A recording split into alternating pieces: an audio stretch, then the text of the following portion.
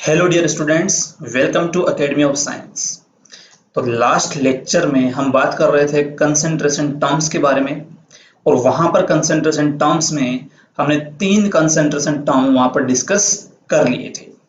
एक था percentage by mass, दूसरा था परसेंटेज बाय वॉल्यूम, और तीसरा था परसेंटेज वॉल्यूम बाय वॉल्यूम। की बात हम उस लेक्चर में कर चुके थे। ठीक है, इस लेक्चर में हम बात करने वाले जो जितने भी रिमेनिंग कंसंट्रेशन टर्म्स हैं उनके बारे में हम यहाँ पर पढ़ने वाले हैं। तो चलिए शुरू करते हैं अगले कंसंट्रेशन टर्म के साथ, और वो है जो नेक्स्ट अपना कंसंट्रेशन टर्म है वो है मोल फ्रैक्शन, जिसको रिप्रेजेंट करते हैं किससे? कैपिटल एक्स से। होता क्या है वो सुनिए ध्यान से। मान लीजिए कि एक कंटेनर है, एक कंटेनर में आपके पास एक सब्सटेंस है ए है, मान लीजिए, दूसरा सब्सटेंस बी है और तीसरा सब्सटेंस सी है। मान लीजिए मिक्सचर है वाला एक, और उस मिक्सचर में होमोजेनियस मिक्सचर है जिसमें ए बी सी तीन अलग अलग सब्सटेंसेस हैं। ठीक है, इस ए के जो मोल है यहाँ पर वो मोल N1 मान लीजिए, बी के मोल कितने हैं? N2 हैं, और सी के मोल कितने हैं यहाँ पर? N3। तो अगर मैं आपसे ऐसे पूछूं कि इस कंटेनर में टोटल नंबर ऑफ मोल्स क्या होंगे, तो आपका आंसर होगा ये होगा N1 plus N2 plus N3 होगा टोटल नंबर ऑफ मोल्स। अब मुझे बताना है कि मोल फ्रैक्शन क्या होता है। तो मोल फ्रैक्शन सिंपली ये होता है कि मोल अपॉन टोटल मोल, मोल अपॉन टोटल मोल्स। सिंपल सा आपको ये वाला फॉर्मूला यूज करना है। कैसे? अगर मान लीजिए मैं बात करता हूं ए की मोल फ्रैक्शन की, if we talk about mole fraction of A, तो इसको मान लीजिए मैं बोल देता हूं ये x1 है। तो यहां से x1 की जो वैल्यू आएगी, आप बताइए a के खुद के मोल कितने हैं यहाँ पर? N1। टोटल मोल कितने हैं यहाँ पर?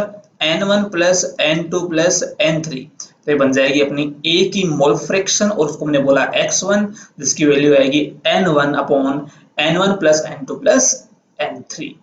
सिमिलरली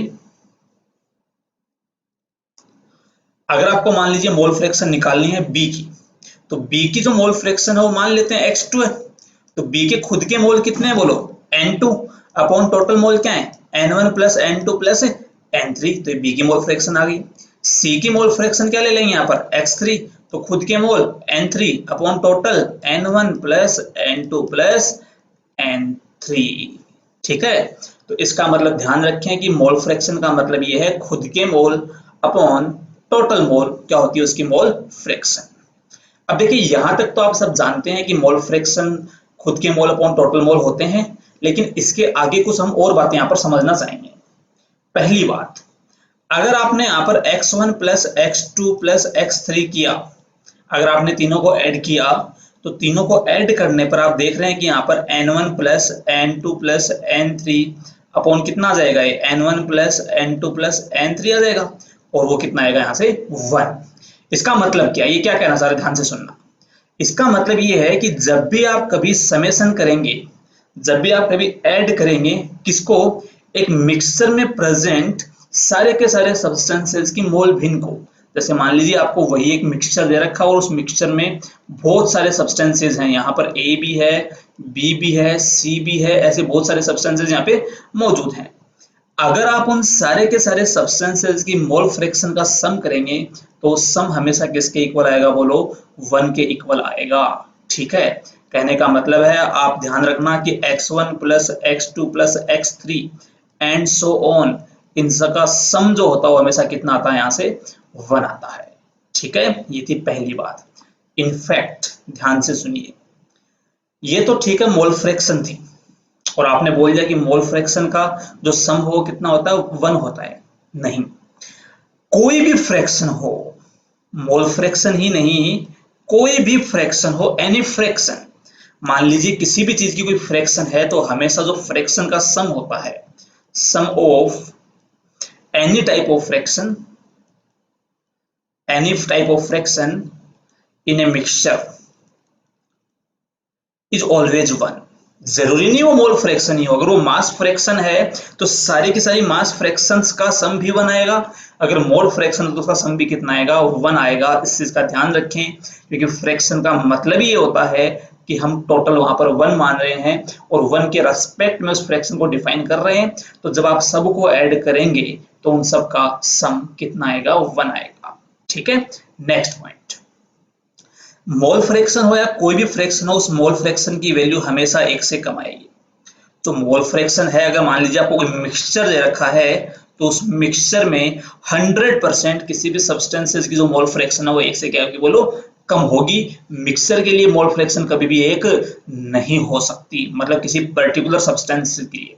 x है, x यहाँ पर मोल फ्रैक्शन है, मोल फ्रैक्शन ऑफ एनी सब्सटेंस, मतलब किसी गिवन मिक्सचर में किसी सब्सटेंस की मोल फ्रैक्शन 1 से कम ही होगी, उससे कभी ज्यादा नहीं हो सकती। दूसरी बात, जितनी भी टाइप के फ्रैक्शन हैं, चाहे वो मोल फ्रैक्शन है या नहीं है, उन सब का सम जो होता है वो हमेशा कितना आता है, 1 आता है।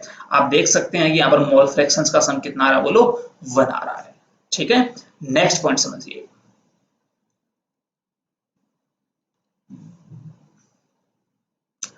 अगला पॉइंट ये है कि आपको पता है कि जब भी आप कहीं पर फ्रैक्शन जो है उस फ्रैक्शन को मल्टीप्लाई कर देते हैं 100 से, तो याद करो वो परसेंटेज बन जाता है। इस फॉर्मूले को ध्यान रखेंगे, हर जगह काम आएगा, नोट कर लेना इसको कॉपी में। जो बायो वाले स्टूडेंट्स हैं, जो मैथ के स्टूडेंट नहीं हैं, उनको बहुत ज्यादा दिक्कत होती है, तो इसलिए इस फॉर्मूले का ध्यान रखें कि फ्रैक्शन को जब जब आप 100 से मल्टीप्लाई करेंगे तो वो परसेंटेज बन जाएगा, और जब जब आप परसेंटेज को 100 से डिवाइड करेंगे तो वो बन जाएगी उसकी फ्रैक्शन। तो खासकर जो स्टूडेंट बायो बैकग्राउंड से हैं या जो मैथ बैकग्राउंड से हैं, जिनको ये चीज अभी तक नहीं पता, वो इन दोनों बातों को जरूर नोट कर लें। ठीक है, अब इसकी जरूरत कहाँ पड़ेगी वो सुनिए। जरूरत ये है कि जब भी मैं मेरे पास बात करता हूँ मोल फ्रैक्शन की, और मोल फ्रैक्शन को अगर मैं मल्टीप्लाई कर दूं 100 से, तो वही मोल फ्रैक्शन क्या बन जाएगी, आपकी परसेंटेज बाई मोल बन जाएगी, या फिर आप इसको ऐसे कह सकते हो, वो बन जाएगी आपके लिए मोल परसेंट। दोनों एक ही बात है, आप उसको मोल परसेंट बोल लो या आप उसको परसेंटेज बाई मोल बोल दो, दोनों एक ही बात है। ठीक है, लेकिन रटना नहीं है इस फॉर्मूले को। इस फॉर्मूले के लिए सिर्फ इतना ध्यान रखें कि जब भी किसी फ्रैक्शन को 100 से मल्टीप्लाई करेंगे तो क्या मिलेगा हमें वहां से, परसेंटेज। ठीक है, इसलिए मैंने जब मोल फ्रैक्शन को मल्टीप्लाई किया 100 से, तो क्या हो जाएगा यहाँ से, परसेंटेज बाय मोल। और ऐसे में कह सकता हूं कि mole fraction into 100 is equal to percentage by mole को परसेंटेज n बाई n से रिप्रेजेंट करते हैं, तो आप इसको ऐसे भी बोल सकते हो। और यहां से मैं ये कह सकता हूं कि परसेंटेज n बाई n कह लो, और आप ऐसे कह सकते हो परसेंटेज बाई मोल, आप उसको बोल दो, और आप उसको बोल सकते हो मोल परसेंट जो है वो इक्वल होता है मोल फ्रैक्शन इनटू 100 के, और ये इक्वल हो जाएगा खुद के मोल अपॉन टोटल मोल इनटू 100। तो ये भी अपने आप में कंसेंट्रेशन टर्म होती है, जो मोल परसेंट है वो भी अपने आप में क्या होता है, एक कंसेंट्रेशन टर्म होती है। क्लियर है यहां तक? नेक्स्ट पॉइंट, नेक्स्ट पॉइंट सुनिए। ये मिक्सचर आपके पास ए और बी का होमोजीनियस मिक्सचर है। अगर मान लो आपको किसी क्वेश्चन में, ध्यान से सुनना मेरी बात, अगर आपको किसी सवाल में ऐसा दे रखा है कि mole fraction of A is small A, सिर्फ आपको इतना सा दे रखा है, तो मेरी बात ध्यान से सुनिए कि हम इस गिवन डेटा से क्या क्या चीजें पता लगा सकते हैं, वो कौन कौन सी चीजें हैं जो उनसे पता लगा सकते हैं, वो सुनिए ध्यान से। आपको पता है कि अगर ए की मोल फ्रैक्शन आपको स्मॉल ए दे रखी है, तो डेफिनेटली जो बी की मोल फ्रैक्शन होगी वो 1 माइनस ए होगी। क्यों? क्योंकि आप जानते हैं कि मोल फ्रैक्शंस का सम 1 होता है। क्लियर है? और आप ये भी जानते हैं कि अगर मैं यहां से ऐसे कहूं कि mole fraction of A upon mole fraction of B, अगर मैं दोनों का रेशियो यहां पर लेना चाहूं तो आप ऐसे कहेंगे ए के mole upon total mole, moles of B upon total mole, N total से एन टोटल कैंसिल आउट, तो यहां से कितना बन जाएगा, N A upon N B. इसका मतलब आप ये कह सकते हैं कि जो रेशियो मोल फ्रैक्शंस का होता है वही रेशियो नंबर ऑफ मोल का भी होता है। अरे पता है ना? और इसकी किसके इक्वल आएगा, आ जाएगा यहाँ से a अपॉन 1 माइनस ए के, कि आप देख रहे हैं यहाँ पर इसके जो मोल हैं वो a हैं, इसके मोल कितने, 1 माइनस ए, और आप इस तरीके से रेशियो कैलकुलेट कर सकते हैं। तो इस बात का ध्यान रखें कि जो रेशियो मोल फ्रैक्शन का होता है वही रेशियो किसका होता है, यहाँ पे मोल का रेशियो होता है। तो इसके बाद नेक्स्ट हम बात करने वाले हैं अगले कंसंट्रेशन टर्म्स के बारे में, और वो है, उसको हम बोलते हैं पार्ट्स पर मिलियन और पार्ट्स पर बिलियन। इसको हम बोलते हैं पार्ट्स पर मिलियन, और उसको हम बोलेंगे पार्ट्स पर बिलियन। ठीक है, पहली बात तो समझते हैं कि दोनों होते क्या हैं। तो सबसे पहले मैं आपको इनके फॉर्मूला बता रहा हूं, पहले फॉर्मूला समझेंगे और फिर हम इनका सिग्निफिकेंस समझेंगे कि दोनों क्यों होते हैं, क्यों काम में लेते हैं, और उन दोनों को हम काम में लेते हैं उसके पीछे वजह क्या है, ये सारी बातें हम इसमें समझेंगे। सुनिए ध्यान से। अगर मैं आपको सबसे पहले फॉर्मूला बताता हूं पार्ट्स पर मिलियन का, तो इसका फॉर्मूला होता है wait of solute, wait of solute upon weight of solution into 10⁻⁶। और पार्ट्स पर बिलियन जो है इसका फॉर्मूला होता है wait of solute upon weight of solution into 10⁻⁹। सुनिए, सॉल्यूट का वेट अपॉन सॉल्यूशन का वेट इनटू 10⁻⁶, और सॉल्यूट का वेट अपॉन सॉल्यूशन का वेट इनटू 10⁻⁹। अगर आप ध्यान से देखेंगे तो इसको मैं ऐसे लिख सकता हूं, इसको मैं बोल सकता हूं कि परसेंटेज W/W इनटू आ जाएगा यहाँ पर 10⁻⁴, और ये आ जाएगा यहाँ पे परसेंटेज W/W इनटू आ जाएगा यहाँ पे 10⁻⁷। कैसे लिख सकता हूं वो सुनिए ध्यान से। आपको पता है कि परसेंटेज W/W क्या होता है? परसेंटेज W/W होता है कि wait of solute upon weight of solution into 100। जब आप 100 को मल्टीप्लाई करेंगे 10⁻⁴ से तो कितना बन जाएगा 10⁻⁶। ये अगेन होता है क्या, wait of solute upon weight of solution into 100। जब 100 को मल्टीप्लाई करेंगे 10⁻⁷ से तो बन जाएगा 10⁻⁹। ठीक है, ये होते हैं पार्ट्स पर मिलियन एंड पार्ट्स पर बिलियन के फॉर्मूलाज। आपके दिमाग में सवाल आया होगा, और नहीं आया तो आना चाहिए, क्या कि सर जब परसेंटेज W/W ही इसमें हमें कैलकुलेट करना है, यहां भी परसेंटेज W/W ही कैलकुलेट करना है, और उसके बाद 10⁻⁴ और 10⁻⁷ से मल्टीप्लाई करना है, तो ये नई कंसंट्रेशन यूनिट डिफाइन करने की रिक्वायरमेंट ही कहां थी? अगर ये न्यू कंसंट्रेशन यूनिट्स नहीं भी डिफाइन करते तो भी अपना काम चल जाता, क्योंकि परसेंटेज W/W तुम कैलकुलेट करना जानते हैं पहले से, और ये एक तरीके का क्या हो गया, मास, मतलब मास का रेशियो तो हो गया ना।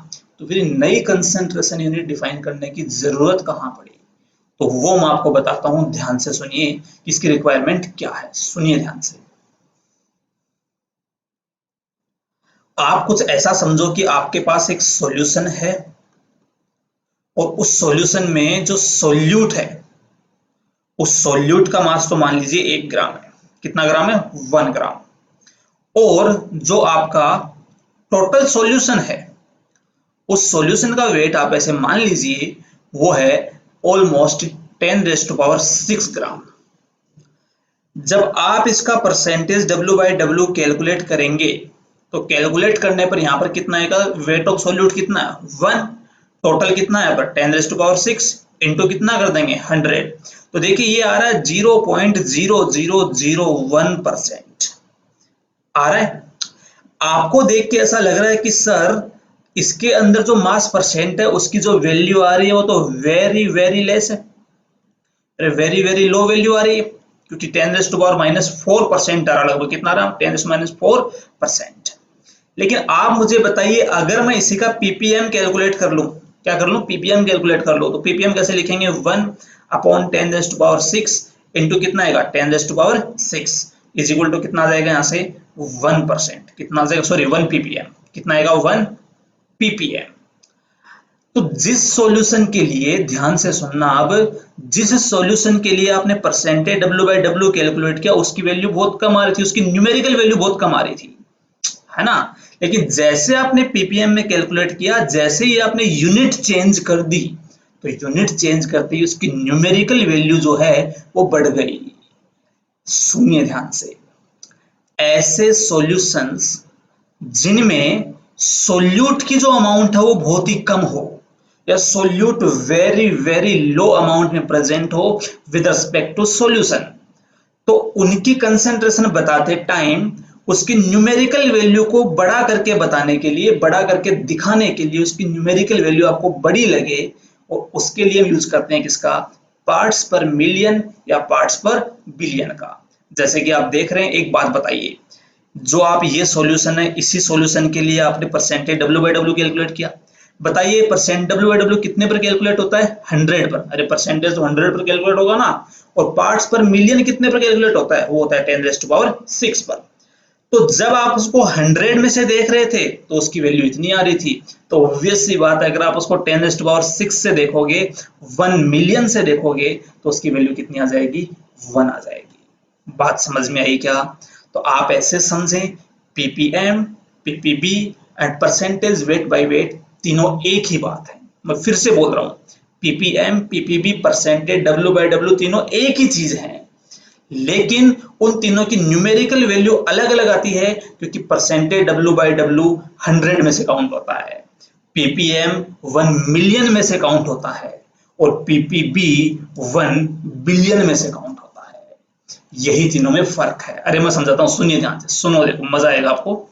मान लीजिए ये अपने पास एक सॉल्यूशन है, ध्यान से सुनिएगा, ध्यान से सुनिएगा, ये अपने पास एक सॉल्यूशन है जिसमें ये तो सॉल्वेंट है, और मान लीजिए सोल्यूट बहुत कम है, इसके अंदर जो सोल्यूट है ना, वो सोल्यूट जैसे बहुत कम है, जो मैं रेड वाला बना रहा हूं ये सोल्यूट है, और इसकी अमाउंट बहुत ही कम है। सुनिए ध्यान से, अगर इस सॉल्यूशन में, जो आप सॉल्यूशन देख रहे हैं, मैं आपको कह दूं कि इतना सा पार्ट जो है इसका, वो 100 ग्राम है। अगर आप इस 100 ग्राम सॉल्यूशन में चेक कर रहे हैं वेट ऑफ सॉल्यूट कितना होगा, तो उसको तो आप परसेंटेज डब्ल्यू बाई डब्ल्यू बोल देते हैं। और अगर आप बोल रहे हैं कि मान लो इसका इतना जो पोर्शन है, ये वाला पोर्शन इसका 1 मिलियन ग्राम है, मान लीजिए कितना है, 1 मिलियन ग्राम, इसमें अगर आप देखेंगे तो पार्ट्स पर मिलियन हो जाएगा। और अगर आप इसको इतने में देख रहे हैं और मान लीजिए ये 1 बिलियन ग्राम है, तो इसमें अगर आप कैलकुलेट करेंगे तो वो क्या बन जाएगा, पीपीबी बन जाएगा। अरे समझ में आ रही है ना बात आपको? अब एक बार आप ही मुझे बताइए, आप ही बताइए, अगर आप 100 ग्राम में देखेंगे तो उसकी न्यूमेरिकल वैल्यू कम आएगी, अरे भी छोटा सा पोर्शन है ना। और अगर आप उसी सॉल्यूट की अमाउंट को इतने बड़े पार्ट में देखेंगे तो उसकी न्यूमेरिकल वैल्यू क्या आएगी, थोड़ी और ज्यादा आएगी। और अगर आपको और बड़े पार्ट में देखेंगे तो उसकी न्यूमेरिकल वैल्यू और ज्यादा आएगी। तो ये सारा खेल न्यूमेरिकल वैल्यू को इंक्रीज करने का है। अरे समझ में आया क्या? अरे फिर से सुनना, एक एग्जांपल और सुनना, और समझो, और समझो। देखो, मान लो कहीं पर परसेंटेज डब्ल्यू बाई डब्ल्यू जो है वो किसी का आ रहा है 0.0013, ठीक है, ये किसी का परसेंटेज डब्ल्यू बाई डब्ल्यू आ रहा है। आपने उसी सॉल्यूशन के लिए क्या निकाला, पीपीएम निकाला, तो इसको सिंपली किससे मल्टीप्लाई करना, 10⁻⁴ से मल्टीप्लाई करना है, तो ये कितना आ जाएगा, आ जाएगा 1.3 पीपीएम। आपने इसी से क्या निकाला, पीपीबी निकाला, तो पीपीबी कैसे निकालेंगे, इसको मल्टीप्लाई कर देंगे 10⁻⁷ से, 7 से मल्टीप्लाई करेंगे। जब आप उसको मल्टीप्लाई करेंगे 10⁻⁷ से, तो बन जाएगा 300 पीपी, सॉरी 1300 पीपीबी। अब मुझे एक बात बताइए कि क्या आपने एक ही सॉल्यूशन की कंसंट्रेशन को अलग अलग यूनिट में निकाला है क्या? बिल्कुल निकाला है। एक यूनिट में उसकी वैल्यू बहुत ही कम आ रही थी, एक में थोड़ी सी ज्यादा आई, और एक में और ज्यादा आ गई। क्या डिफरेंट डिफरेंट यूनिट में किसी की कंसंट्रेशन निकालने से ऐसा थोड़ी हो जाएगा कि सॉल्यूट की अमाउंट बढ़ जाएगी उसमें? अरे ऐसा थोड़ी कि जब तुम परसेंटेज डब्ल्यू बाई डब्ल्यू की बात कर रहे थे तो उसमें सॉल्यूट कम था वास्तव में, और जब आपने पीपीएम में निकाला तो सॉल्यूट बढ़ गया और पीपीबी में और बढ़ गया। ऐसा थोड़ी होगा। एक्चुअल में जो सॉल्यूट की अमाउंट है ना, वो तो फिक्स ही है, वो चेंज नहीं हो रही है, लेकिन उसकी यूनिट चेंज होने के साथ साथ केवल उसकी न्यूमेरिकल वैल्यूज चेंज हो रही है। तीनों ही केस में सॉल्यूट की अमाउंट तो वही है, बस बताने के तरीके क्या हैं, अलग अलग हैं। चलिए एक और एग्जांपल मैं आपको समझाता हूं, आपको शायद सुन के समझ में आए, सुनिए ध्यान से। मान लीजिए आप एक जॉब करते हैं, और आप जो जॉब कर रहे हैं उसमें आपको पर मंथ 10,000 रुपीज आपको मिल रहे हैं। आपकी जो सैलरी है वो है 10,000 पर मंथ। आपको मान लीजिए किसी को बताना, मान लीजिए आप मुझे कहीं मिल गए, मैंने आपसे पूछा कि बताइए आपकी सैलरी कितनी है, मान लो ऐसे मैंने पूछा आपसे, और आप मेरे दोस्त हैं तो मैंने आपसे पूछ लिया, तो आप मुझे अगर ऐसे बताएंगे कि ना मेरी सैलरी 10,000 पर मंथ, तो हो सकता है कि मान लीजिए आपको ऐसा लगे कि यार सैलरी कम है, मतलब ये है ना 10,000 छोटा नंबर है। तो आपने मुझे क्या करा कि आपने मुझे ऐसे बोल दिया कि मेरी सैलरी 1,20,000 है, और आपने झूठ नहीं बोला, क्योंकि आपने बोल दिया मेरी सैलरी 1,20,000 है, लेकिन वो पर एनम है। वो क्या है बोलो, पर एनम। या फिर मान लीजिए आपने मुझे ऐसा बोल दिया कि मेरी जो सैलरी है वो 12 लाख।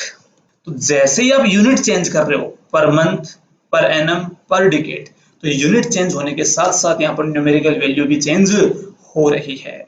आप ऐसा समझ सकते हैं कि जो मैं परसेंटेज W/W की बात कर रहा हूँ वो तो ये वाला है, और जो मैं पीपीएम की बात कर रहा हूं मान लीजिए आप उसको इससे समझ सकते हैं, और पीपीबी को आप इससे समझ सकते हैं। ये कोई रफ आइडिया, इनको बराबर मत मान लेना कि ये पीपीएम इसके बराबर होता है, पर एनएम के बराबर होता है, इक्वल नहीं होते हैं, ये आप आइडिया समझ लीजिए कि ठीक है। अब अगला सवाल मेरा आपसे, अगली बात का सोच समझ के जवाब देना। मुझे आपको या आपसे जब मैं मिला और आपने मुझे सैलरी को ऐसे अलग अलग तरीके से घुमा घुमा के बताया, इसकी आपको जरूरत क्यों पड़ी? मतलब अगर आप सैलरी मुझे 1 महीने वाली भी बता देते तो बात तो वही थी, तो आपने अलग अलग तरीके से क्यों बताया? आपने अलग अलग तरीके से इसलिए बताया कि आप एक छोटे नंबर को बहुत बड़ा करके बताना चाहते थे। आप चाहते थे कि नंबर छोटा ना लगे, इसको थोड़ा मैं बड़ा करके बताऊं। और जरा सोचो, अगर यही आपकी जो सैलरी है वो कुछ 1 लाख पर मंथ होती, कुछ 1 लाख पर मंथ होती मान लो, तो क्या आपको इसे बड़ा करके बताने की जरूरत थी क्या? अरे क्या आपको 1 लाख पर मंथ वाली सैलरी आप मुझे सीधा 1 लाख भी बोल देते तो भी आपको लगता है कि हाँ ठीक है बहुत बड़ा नंबर है, और वो ठीक है वहां तक। तो आपने इस चीजों को बड़ा करके इसलिए बताया, न्यूमेरिकल वैल्यू को बड़ा करके इसलिए मुझे बताया क्योंकि वो नंबर छोटा था। इसीलिए सुनिए ध्यान से, अगर आपसे कोई पूछ ले, अगर आपको कोई पूछे कि पार्ट्स पर मिलियन एंड पार्ट्स पर बिलियन हम यूज क्यों करते हैं, इनकी जरूरत ही क्या पड़ी, तो मैं बताता हूं उसे एक सिंपल सा आंसर, वो ये है, आप बता देना कि पार्ट्स पर मिलियन और पार्ट्स पर billion, these concentrations term are used when amount of solute is very low in solution। जब किसी सॉल्यूशन में सोल्यूट की अमाउंट बहुत कम होती है तो उस केस में हम जनरली पीपीएम या पीपीबी का यूज करते हैं। एग्जांपल अगर आपको अगर एग्जांपल जानना है कि सर ऐसा कहाँ होता है, इसका सबसे बढ़िया एग्जांपल आपने सुना होगा कि जब भी हम कैलकुलेट करते हैं वाटर की हार्डनेस ऑफ वाटर, तो मोस्टली हम कैलकुलेट किस में करते हैं, वो लोग पीपीएम में करते हैं, क्योंकि वाटर में जिन आयंस की वजह से हार्डनेस होती है उनकी अमाउंट बहुत कम होती है, ठीक है। इसीलिए जब सोल्यूट की अमाउंट बहुत कम हो तो उसको बड़ा बताने के लिए, उसको लार्ज करके दिखाने के लिए हम पीपीएम या पीपीबी का इस्तेमाल करते हैं। क्लियर है? तो उम्मीद है आपको ये सारी बातें बहुत अच्छे से समझ में आई होंगी। अगर आपको अभी भी कोई डाउट है तो हमसे जरूर पूछें, और डाउट नहीं है तो हमें कमेंट बॉक्स में कमेंट करके जरूर बताएं, ठीक है। और अगर आपको ये वीडियो पसंद है तो इसको शेयर करें अपने फ्रेंड्स के साथ, जिससे बाकी लोगों को भी उसका बेनिफिट मिल सके। और जितना आप शेयर करेंगे, जितना आप पढ़ेंगे और जितना आप इससे सीखेंगे, उतना हमें मोटिवेशन मिलता है, ठीक। मतलब सारा खेल जो आप देख रहे हैं ऑनलाइन पढ़ाना एंड ऑल दैट, वो सारा खेल मोटिवेशन का है ना।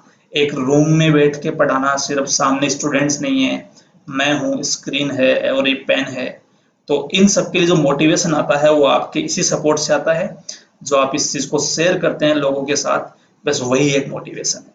तो अगर आपको इसमें कुछ अच्छा लगा हो, आपने इसमें कुछ सीखा है, तो इस वीडियो को जरूर शेयर करें आपके अपने बाकी फ्रेंड्स के साथ। चलिए, तो यहां तक जानने के बाद अब हम बात करने वाले हैं अगले कंसंट्रेशन टर्म के बारे में। देखिए हमने अब तक क्या पढ़ लिया, मास percent, volume percent, percentage weight by volume पढ़ लिया। उसके बाद में मोल फ्रैक्शन, मोल परसेंट, पीपीएम, पीपीबी, यहां तक हम कवर कर चुके हैं। बात करते हैं अगले कंसेंट्रेशन टर्म। और अब हम बात करने वाले हैं उस कंसेंट्रेशन टर्म के बारे में जिसका आप इतनी देर से वेट कर रहे थे, आप जिसके बारे में सबसे ज्यादा सुनते हो। आप बात करते हैं उस कंसेंट्रेशन टर्म की, और वो है मोलारिटी। चाहे लैब में एक्सपेरिमेंट कर रहे हो या कोई न्यूमेरिकल कर रहे हो, पूरी केमिस्ट्री में कहीं पर भी आपने इसका नाम जरूर सुना होगा। सबसे पहले अगर बात करूं मैं इसकी डेफिनेशन की, तो it is number of moles per litre solution, per litre solution. Moles of solute, किसके मोल? सॉल्यूट के मोल, किसमें? 1 लीटर सॉल्यूशन में। कि 1 लीटर सॉल्यूशन में जो सॉल्यूट के अपने मोल होंगे वही क्या होती है? उसकी मोलैरिटी। क्या मतलब है? सुनिए ध्यान से। जैसे मान लीजिए अपने पास एक सॉल्यूशन है, ठीक है। इस सॉल्यूशन का टोटल जो वॉल्यूम है, इसका टोटल वॉल्यूम जो है वो मैंने मान लिया V लीटर है, ठीक है। और इस पूरे के पूरे सॉल्यूशन में इसके कुछ ना कुछ मोल रहे होंगे। तो बात यह है कि जो इतना सा जो पार्ट इसका है जिसका वॉल्यूम 1 लीटर है, जिसका वॉल्यूम कितना है? 1 लीटर।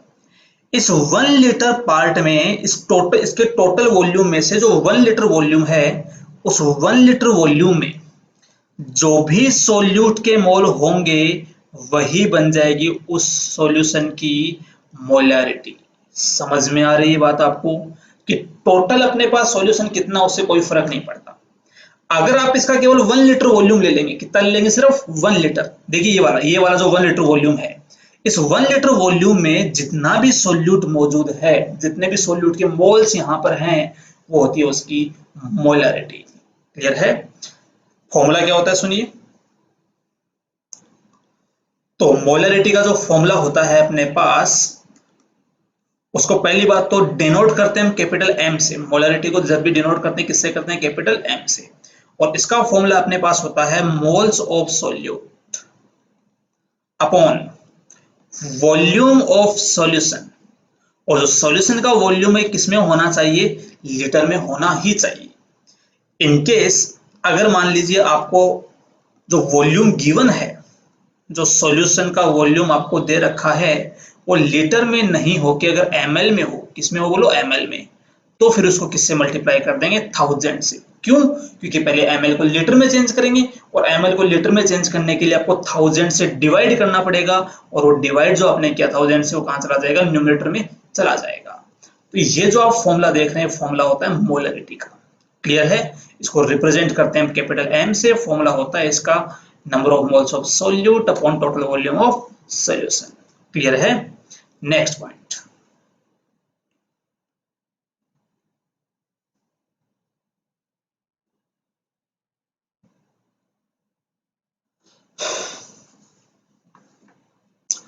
अब सुनिए, देखिए मोलैरिटी का जो आपने फॉर्मूला देखा है, फॉर्मूला आप सब जानते हो, लेकिन अब मैं आपको यह सिखाने जा रहा हूं कि जब आपको किसी सॉल्यूशन की मोलैरिटी गिवन हो तो उसको इंटरप्रेट कैसे करना है। How to interpret the given molarity of a solution, उसको कैसे समझना है वो हमें सीखना है। और वो कैसे सीखेंगे वो सुनिए। आपको मान लीजिए ऐसे लिख के दे रखा है 2 मोलर एक्वस CH3COH सॉल्यूशन। आए आपको दिया हुआ ऐसा स्टेटमेंट, आपको क्वेश्चन में लिखा हुआ है। तो सबसे पहली बात है कि इसको रीड कैसे करना है, इसको पढ़ना कैसे है।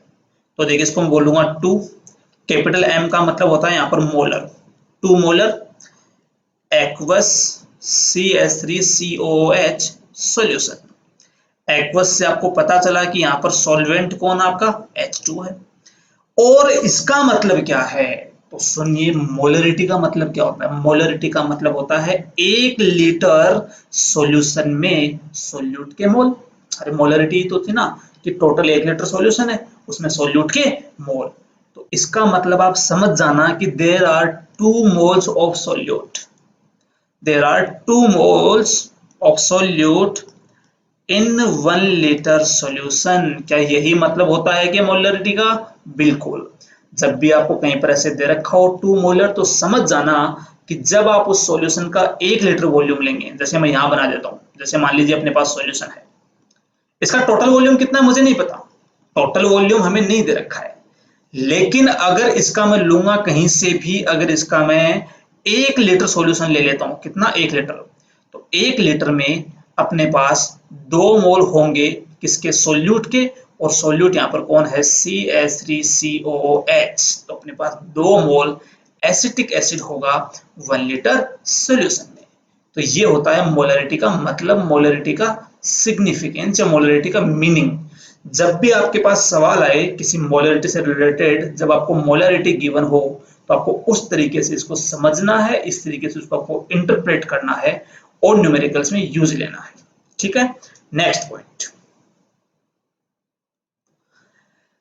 अगली बात यह है कि मान लीजिए आपको एक तो मोलरिटी गिवन है सॉल्यूशन की, और एक आपको गिवन है वॉल्यूम। तो जब आप मोलरिटी को मल्टीप्लाई करते हैं वॉल्यूम से, ध्यान रहे वॉल्यूम होना चाहिए लीटर में, तब हमारे पास वहां से आते हैं number of moles of solute. ठीक है, क्यों? क्योंकि मोलरिटी आपको क्या बताता है, मोलरिटी आपको बताता है कि number of moles of solute in 1 litre solution. अरे ये तो आपको 1 लीटर में मोल बताता है ना। जब आप इसको मल्टीप्लाई कर देंगे टोटल वॉल्यूम से, तो ऐसे क्या आ जाएगा, number of moles of solute. ठीक है, इसको हम बोल देंगे मोल्स ऑफ सॉल्यूट। लेकिन जब आप उसी मोलरिटी को मल्टीप्लाई करेंगे वॉल्यूम से, और इस बार जो वॉल्यूम है वो लीटर में नहीं होकर वो किस में है, वो ml में है, वो मिलीलीटर में है, तब उसको हम बोलते हैं मिलीमोल्स। उसको हम क्या बोलेंगे, मिलीमोल्स ऑफ सोल्यूट। किसके मिलीमोल, सोल्यूट के मिलीमोल। ठीक है, इस चीज का ध्यान रखें, फर्क होता है दोनों में। अगर आप मोलरिटी को मल्टीप्लाई कर रहे हैं वॉल्यूम इन लीटर से, तो बन जाएगा number of moles of solute, और अगर आप मोलरिटी को मल्टीप्लाई कर रहे हैं वॉल्यूम इन ml से, तो बन जाएगा मिलीमोल्स ऑफ सोल्यूट। क्लियर है? नेक्स्ट कंसेंट्रेशन टर्म की बात करते हैं, और वो है मोलैलिटी। नेक्स्ट कंसेंट्रेशन टर्म है molality.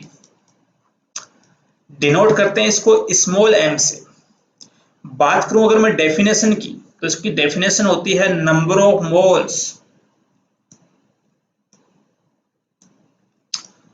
Of solute in 1 kilogram of solvent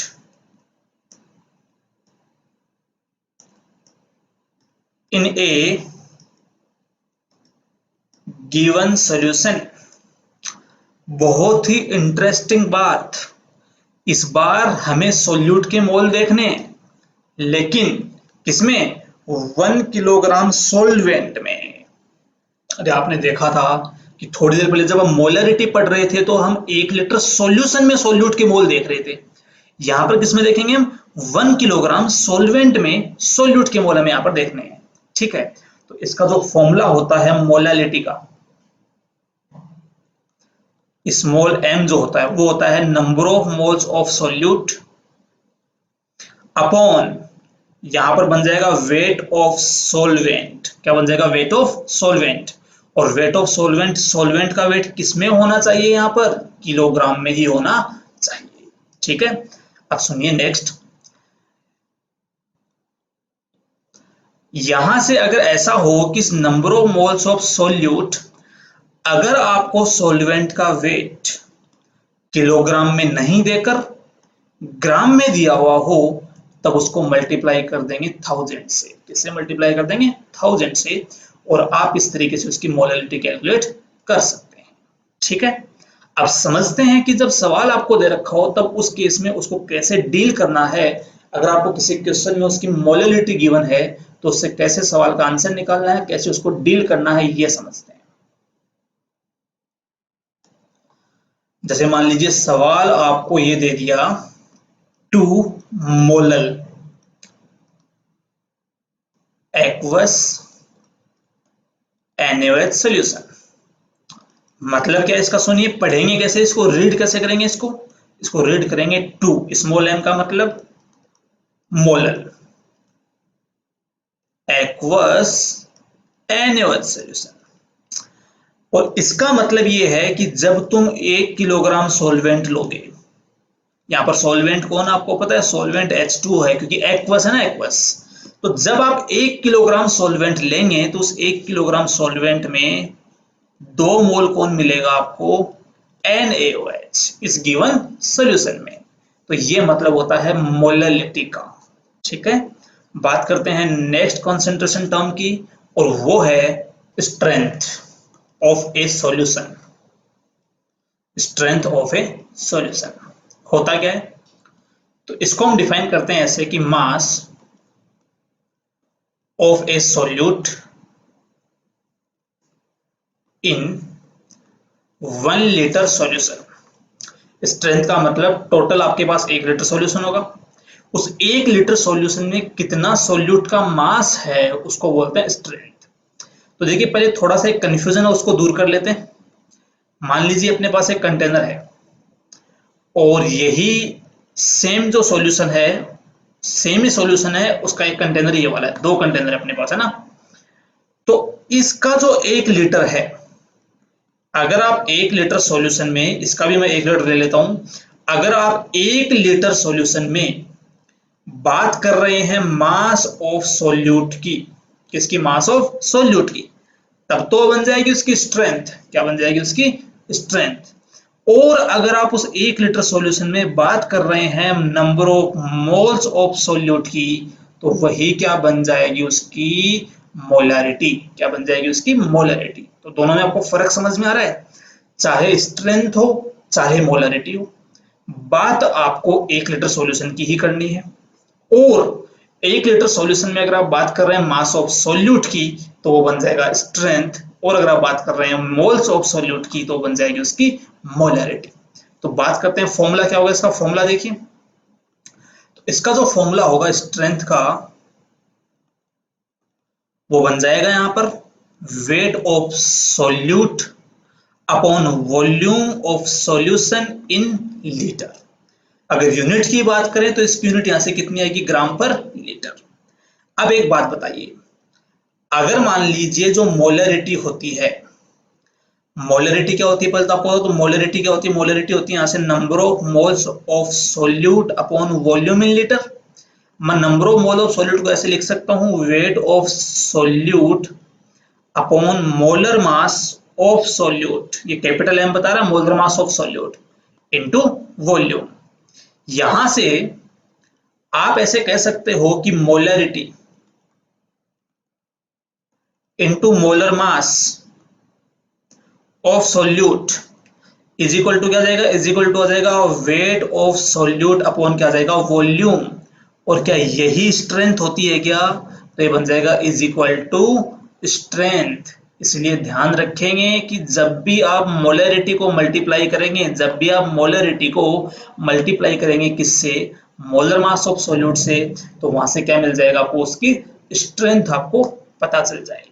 ठीक है, अब एक चीज और, आपको एक चीज और पता होगी। याद करो मैंने आपको परसेंटेज W बाई वी पढ़ाया था, और परसेंटेज W बाई वी क्या था, तो परसेंटेज W बाई वी ये था अपने पास कि wait of solute upon volume of solution into क्या था बोलो वहां पर 100 था कि नहीं था।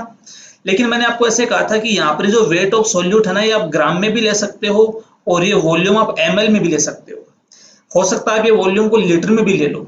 तो देखिए परसेंटेज वेट बाय वॉल्यूम की जो यूनिट ऑफ फिक्स नहीं थी, अरे जो परसेंटेज वेट बाय वॉल्यूम है उसमें आप ना जो सॉल्यूट का मास है उसको आप ग्राम में ले लो, किलोग्राम में ले लो, जो सॉल्यूशन है उसको आप ml में लो, आप किसी में भी ले सकते हो। लेकिन यहाँ पर जब हम स्ट्रेंथ की बात करते हैं तो ये फिक्स होता है कि हमें 1 लीटर सॉल्यूशन ही लेना है, और 1 लीटर सॉल्यूशन में उसे क्या बताने हैं, मास बताना है सॉल्यूट का। तो कभी आप इन दोनों चीजों में कंफ्यूज मत हो जाना कि सर देखो ये दोनों एक ही चीज है क्या। तो आपको बता दूं कि अगर मान लीजिए आप सॉल्यूट का मास ले रहे हैं ग्राम में और अगर वॉल्यूम ले रहे हैं लीटर में, तब तो देखो दोनों एक जैसी सी बात को बताएंगे। अगर यूनिट चेंज हो गई तो यूनिट चेंज होती है उनकी न्यूमेरिकल वैल्यू भी क्या हो जाएगी, चेंज हो जाएगी। इसलिए दोनों में कंफ्यूज हमें नहीं होना है।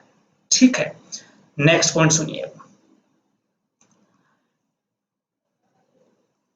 तो देखिए ये थी बाकी सारी के सारी जो कंसेंट्रेशन टर्म्स हैं उनकी, मैंने आपको सारी कंसेंट्रेशन टर्म्स के बारे में बताया है कि कौन कौन सी कंसेंट्रेशन टर्म आपको क्या बताती है, उससे आपको क्या समझना है, उसका क्या मीनिंग है उसका, और क्या फॉर्मूला है।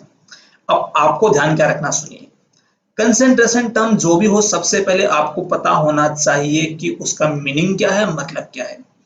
मीनिंग जानने के बाद आपको पता होना चाहिए कि उसको कैलकुलेट करने का फॉर्मूला क्या होता है, और आपको यह भी पता होना चाहिए कि अगर हमें कभी उसकी वैल्यू दे दी जाए सवाल में, अगर हमें क्वेश्चन में उसकी वैल्यू गिवन हो, तो उसको हाउ टू अंडरस्टैंड दैट।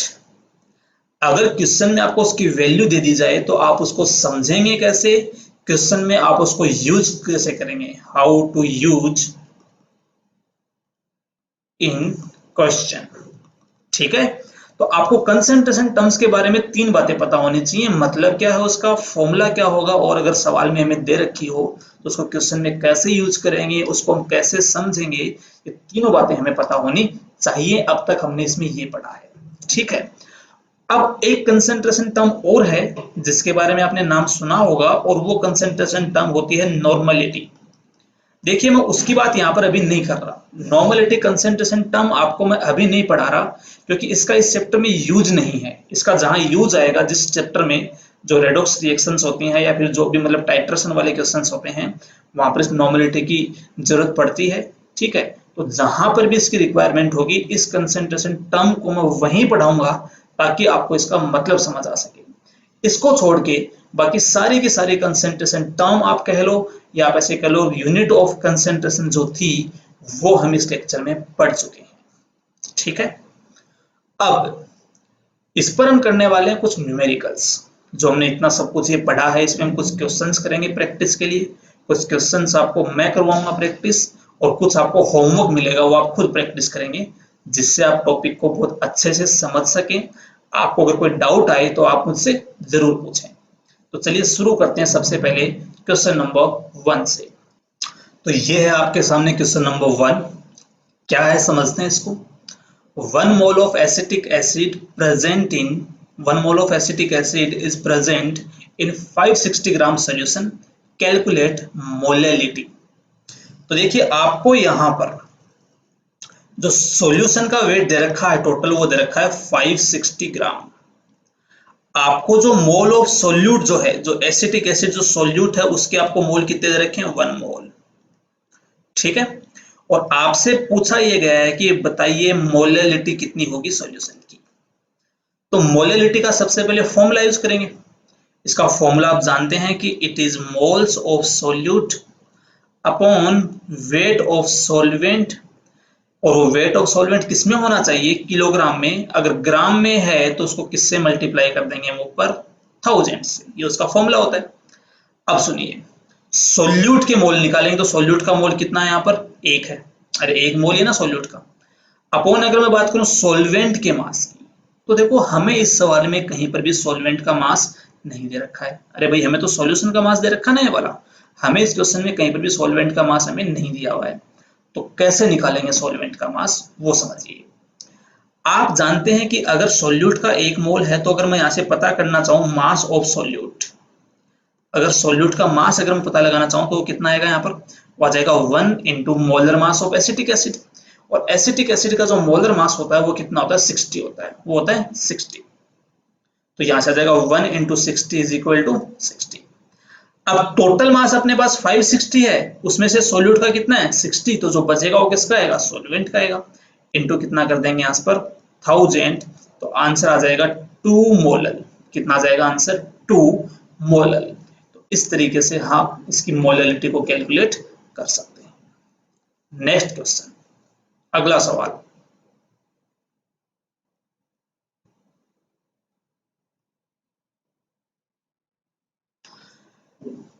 अगले सवाल में आपको बोला गया है find out the number of moles of HNO3 present in this much gram of 1 molar aqueous HNO3 solution। देखिए, सोल्व करने से पहले मैं आपको यह बताना चाहूंगा कि इसमें जो जो चीजें दी हुई हैं उनका मतलब क्या है। देखिए, पहली बात तो मुझसे पूछा गया है कि number of moles of solute जो है वो कितने होंगे। किसमें? तो मुझे जो यहाँ पर टोटल वेट दे रखा है सॉल्यूशन का, वो टोटल वेट मुझे दे रखा है 2126 ग्राम दे रखा है, और सॉल्यूशन मुझे दे रखा है 1 मोलल HNO3 सॉल्यूशन। तो सबसे पहले मैंने आपको ये सिखाया था कि जब भी आपको मोलेलिटी दे रखी है तो उसका मतलब ढूंढना है, उसका मीनिंग आपको देखना है कि वो क्या कहना चाह रहा है। 1 मोलल का मतलब क्या हो गया? 1 मोलल का मतलब there is 1 mole of solute in 1 kilogram solvent. ठीक है, मतलब क्या कहना चाह रहा है? मतलब ये कहना चाह रहा है कि जब मैं 1000 ग्राम, ध्यान से सुनना, जब मैं 1000 ग्राम सॉल्वेंट लूंगा तो 1000 ग्राम सॉल्वेंट में जाके मेरे पास क्या होगा? 1 मोल सॉल्यूट होगा। ठीक है, 1 मोल सॉल्यूट का अगर मैं यहाँ पर मास निकालूं तो HNO3 का जो मोलर मास है, वो HNO3 का मोलर मास यहाँ से कितना हो जाएगा? ये हो जाएगा 16 × 3 48 और 150। नाइट्रोजन का कितना होता है? 14। तो यहाँ पर इसका जो मास आ जाएगा वो आ जाएगा अपने पास 63। कितना आएगा? 63। तो मतलब अपने पास 1000 ग्राम सॉल्वेंट में 63 ग्राम क्या अपने पास सॉल्यूट है। तो मुझे एक बात बताइए कि 1000 ग्राम में अगर 63 ग्राम सॉल्यूट है तो मैं ऐसे कह दूंगा कि मेरे पास 1063 ग्राम सॉल्यूशन में, अरे सॉल्यूशन का मास कितना हो जाएगा? सॉल्वेंट और सॉल्यूट को ऐड कर दो ना, तो 1000 ग्राम तो अपने पास क्या था? सॉल्वेंट था, और उस 1000 ग्राम सॉल्वेंट में 63 ग्राम कौन था? सॉल्यूट। तो टोटल सॉल्यूशन कितना हो गया? 1063 ग्राम सॉल्यूशन हो गया। तो 1063 ग्राम सॉल्यूशन में अपने पास 63 ग्राम सॉल्यूट है। 63 ग्राम का मतलब कितना हो गया? 1 मोल हो गया।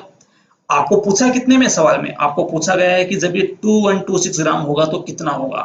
तो आप देख रहे हैं कि इसका डबल है ये वाला, और इसका डबल है ना भाई, इस जो जितने सॉल्यूशन का हम जानते हैं उससे डबल है। तो जब 1063 ग्राम सॉल्यूशन में 1 मोल है तो आप ये बता दीजिए कि 216 ग्राम में कितने मोल होंगे। तो आंसर आ जाएगा 2 मोल HNO3। कितने होंगे बोलो? 2 मोल HNO3।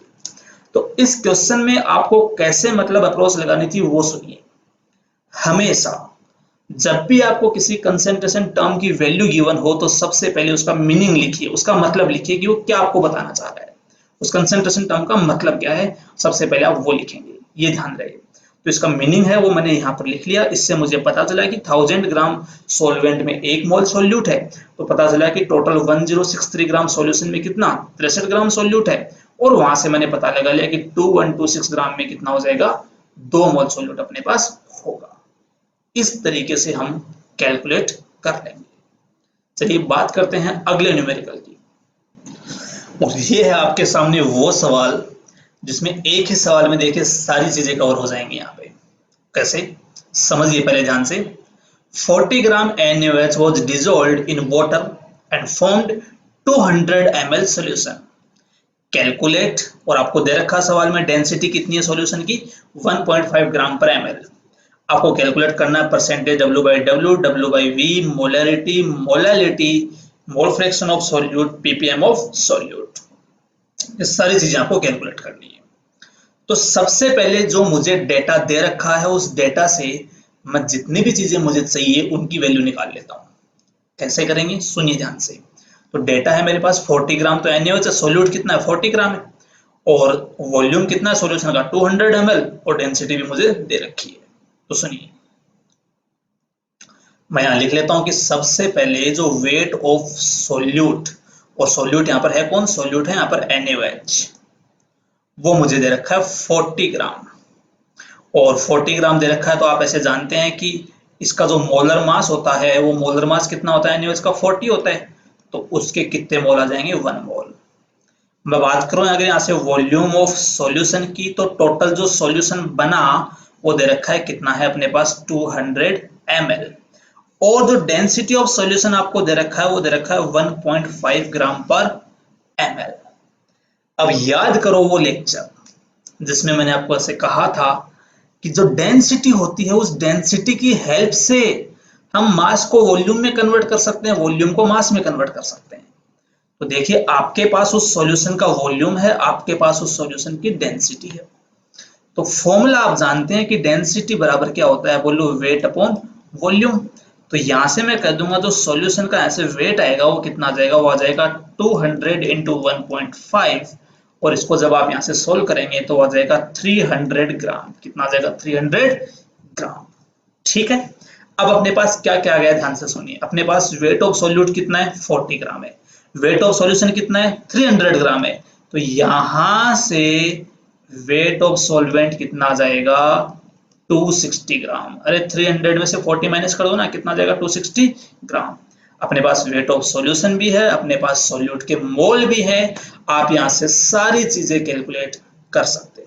तो चलिए फॉर्मूलाज यूज करते हैं और कैलकुलेट करते हैं सारी बातें। डेटा ध्यान रहे कि सॉल्यूट अपने पास 40 ग्राम है, सॉल्वेंट 260 है, सॉल्यूशन 300 है, वॉल्यूम 200 ml है। ये सारी बातें हमें ध्यान रखनी है। तो यहां से तो सबसे पहले मैं आपको वैल्यू बता रहा हूं परसेंटेज W/W की। परसेंटेज W/W क्या होता है? Wait of solute. तो सॉल्यूट का वेट कितना था? 40 अपॉन वेट ऑफ सॉल्यूशन कितना था बोलो? 300 इंटू कितना कर देंगे? 100। यह आ जाएगा परसेंटेज W/W। सेकंड, आपको उसमें पता लगाना था परसेंटेज W/V। तो wait of solute 40, volume of solution 200 ml into कितना कर देंगे? 100। तो आ जाएगा परसेंटेज W/V। थर्ड, आपको पता लगाना था उसमें मोलैरिटी, और मोलैरिटी का फॉर्मूला होता है number of moles of solute, जो कितना था? 1 अपॉन वॉल्यूम ऑफ सॉल्यूशन, जो कितना था? 200। लेकिन किसमें है? ml में, इसलिए किससे मल्टीप्लाई कर देंगे? 1000 से। समझ में आया? फोर्थ आपको पता लगाना था मोलैलिटी। मोल कितने थे सॉल्यूट के? 1। सोलवेंट का वेट 260 ग्राम था, इनको कितना कर देंगे? 1000। फिफ्थ जो आपको पता लगाना था पार्ट्स पर मिलियन। तो आप जानते हैं कि मैं परसेंटेज W/W कैलकुलेट कर चुका हूं, और उसको किससे मल्टीप्लाई कर देंगे? 10⁴ से। वहां से क्या जाएगा? पार्ट्स पर मिलियन। और अगर आपको पूरा फॉर्मूला लगाना है तो आप ऐसे कह सकते हो कि वेट ऑफ सॉल्यूट 40 है, वेट ऑफ सॉल्यूशन 300 है, इनटू कितना बन जाएगा? 10⁶ है। तो इस तरीके से आप कंसंट्रेशन टर्म्स के क्वेश्चंस को सॉल्व कर सकते हैं। क्लियर है यहां तक? ओके। अब मैं आपको खुद की प्रैक्टिस के लिए 2-3 सवाल दे रहा हूं, 2-3 क्वेश्चंस आपको दे रहा हूं, वो खुद प्रैक्टिस करें। ठीक है, और वो ये वाले हैं। तो ये है आपके सामने कुछ ट्राई योरसेल्फ क्वेश्चंस। पहले आपको एक बार बता देता हूं कि देखिए, जैसे मान लीजिए इसमें आपको सॉल्यूट का मास गिवन है, और this is present with 200 ml solvent. मतलब इसके अलावा 200 ml सॉल्वेंट एक्स्ट्रा है वहां पर। मैंने बोला विद, प्रेजेंट विद, मतलब ये एक्स्ट्रा है यहाँ पे। Calculate mass fraction. Mass fraction मतलब खुद का mass upon total mass in the solution. और आपको सॉल्वेंट की डेंसिटी दे रखी है 0.9 ग्राम पर ml। खुद ट्राई करना आपको, वीडियो को पॉज करके क्वेश्चंस आपको नोटबुक में नोट करना है, पूरा खुद को सोल्व करना है। ठीक है, ये होता पहला सवाल जो आपको करना है। दूसरा क्वेश्चन, सेकंड क्वेश्चन क्या है? ये है दूसरा सवाल। Calculate mass of HCl in 50 ml HCl aqueous solution. मतलब आपको वॉल्यूम दे रखा है सॉल्यूशन का, which contains 40% weight by weight HCl, और उसकी सॉल्यूशन की डेंसिटी आपको इतनी दे रखी है। तो आपको थोड़ा हिंट दे देता हूं मैं। हिंट क्या है? देखिए, आपको 40% वेट बाय वेट HCl दे रखा है। तो पहले इसका मतलब लिखेंगे, पहले इसका मीनिंग लिखेंगे कि आपको क्या बताना चाह रहा है। मीनिंग लिखने के बाद अगर आपको कहीं पर मास को वॉल्यूम में कन्वर्ट करने की जरूरत हो, या वॉल्यूम को मास में कन्वर्ट करने की रिक्वायरमेंट हो, तो आप डेंसिटी का यूज वहां पर ले सकते हैं। ठीक है, तो ये 2 क्वेश्चंस आपके सामने हैं। वीडियो को पॉज करके क्वेश्चन नोट कर लेना और सोल्व करना, खुद से ट्राई करके देखना। ठीक है, इसके आगे की जो बातें हम पढ़ते हैं अगले वीडियो में। ठीक है, और उसमें हम पढ़ने वाले नेक्स्ट वीडियो में कैसे आप एक कंसेंट्रेशन टर्म को दूसरे में कन्वर्ट कर सकते हैं, और कैसे आप मोलरिटी को मोलरिटी में, परसेंटेज को परसेंटेज वॉल्यूम में, ऐसे आप एक दूसरे में कन्वर्ट कर सकते हैं। ये बातें हम करेंगे अगले वीडियो में। तो उम्मीद आपको यहां तक ये टॉपिक समझ में आया होगा, और अगर आपको वीडियो पसंद है तो इसको लाइक करें। चैनल को अगर सब्सक्राइब नहीं किया तो इसको जरूर सब्सक्राइब करें। और आपके जो फ्रेंड्स हैं, जो क्लासमेट्स हैं, जो प्रिपरेशन कर रहे हैं केमिस्ट्री से किसी भी कॉम्पिटिटिव एग्जाम की, और आपको लगता है कि ये वीडियो उनके किसी काम आ सकता है, तो उन तक जरूर शेयर करें। मिलते हैं अगले वीडियो में। Thank you very much.